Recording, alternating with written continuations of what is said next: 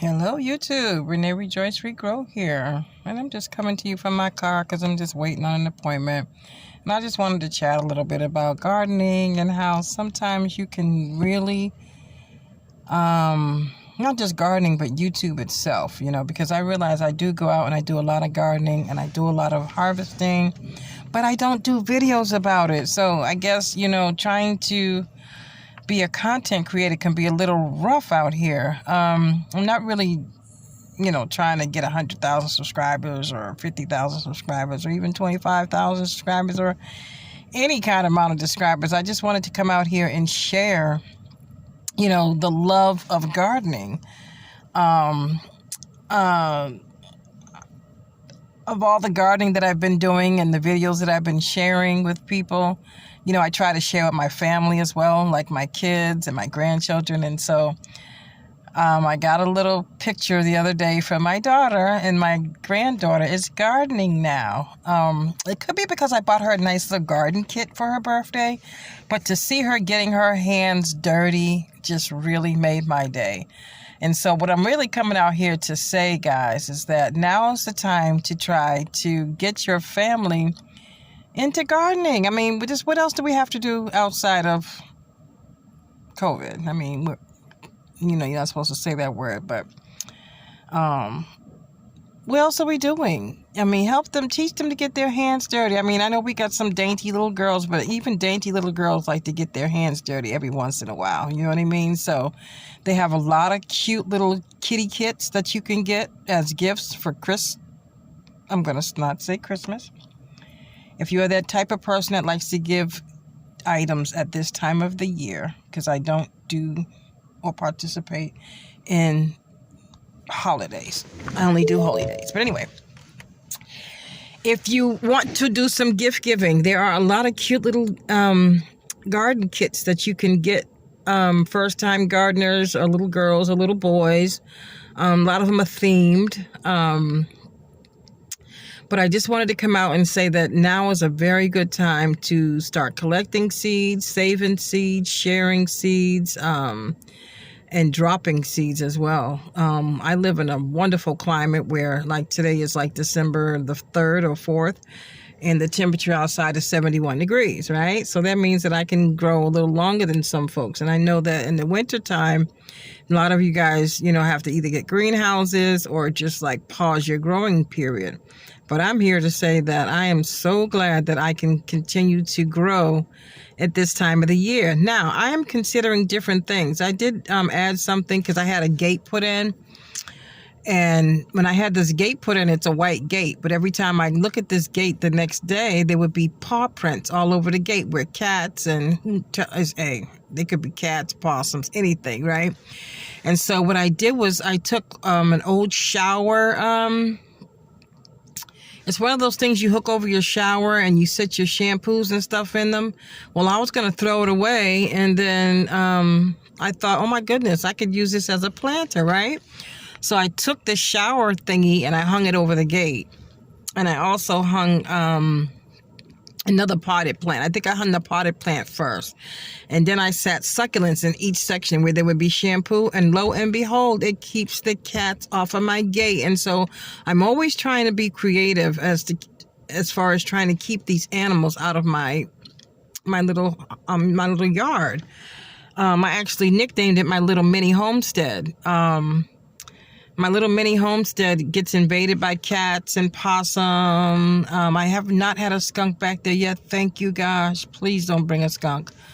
But I've had geckos. I've had things that left little sliver lines in my yard. I'm like, oh my God, what is that? Please say it's not a snake.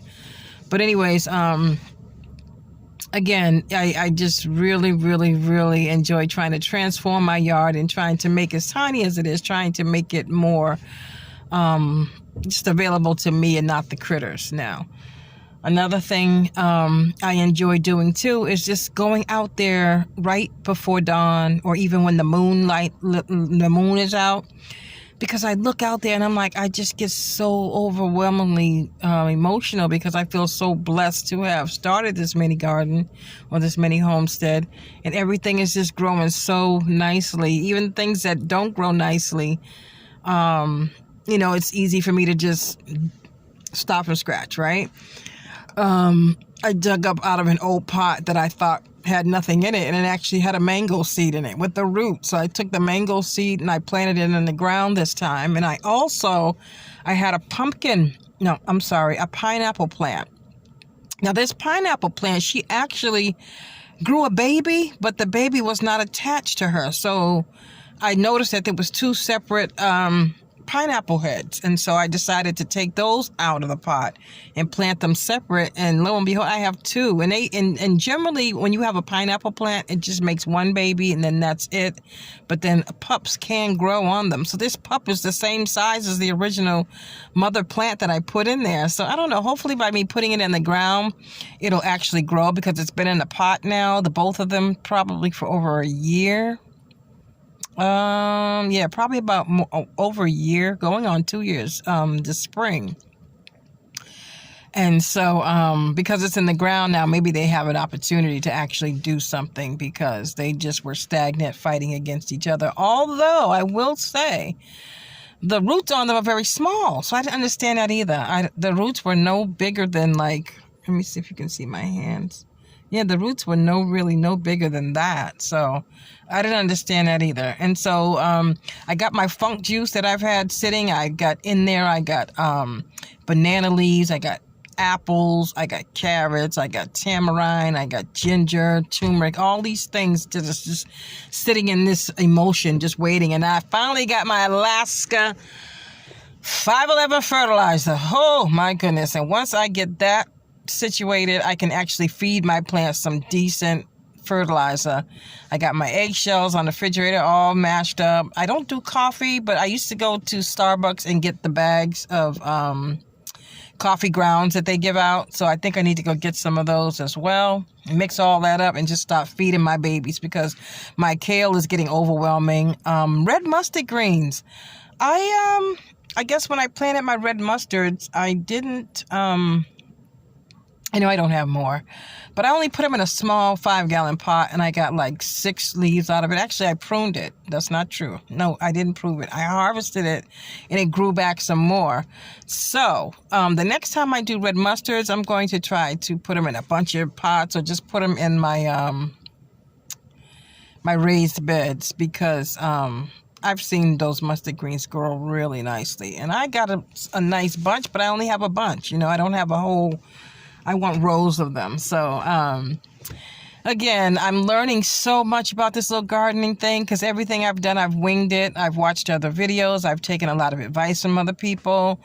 And I got my survival seeds today. Yay. Only thing that wasn't in the survival seeds was mustard greens. I didn't really see any greens but lettuce in the survival seeds. Or turnips. I did see turnips. So I'm going to try to see if I can find some more red mustard. I'm going to see if I can trade some on the Black Seed Exchange, or should I say get some shared with me on the Black Seed Exchange. Also, I'm going to be putting up some more seeds to share. So if you're not a part of the Black Seed Exchange, please go to our Google group called The Black Seed Exchange.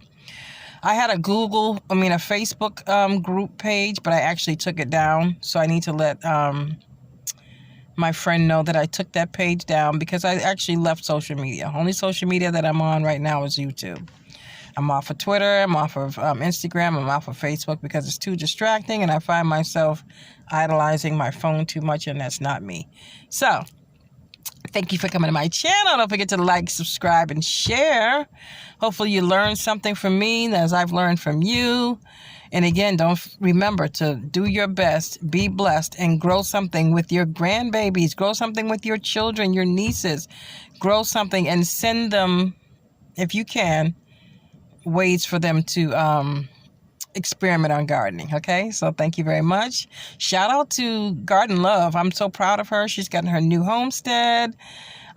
Just watching her be excited about her new homestead, getting her new chickens and stuff, and also that pomegranate arch. That gives me such a great idea, because my pomegranate tree keeps going so crazy now. I'm going to get me an arch to try to control how she grows, although it has a lot of thorns in it. But I'm going to control her growth. But I did harvest one pomegranate off of my original pomegranate tree, and it was probably the best pomegranate Oh my God, it was so sweet.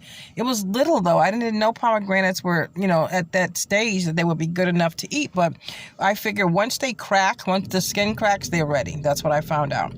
And it was absolutely delicious. I'm telling you, I couldn't stop eating it. When I opened it up, I was like, oh my God, I got my first pomegranate. So I'm very happy about that.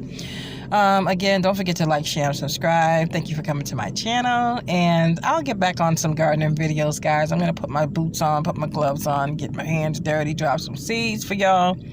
And I hope you all have a wonderful, wonderful rest of the year, okay? God bless.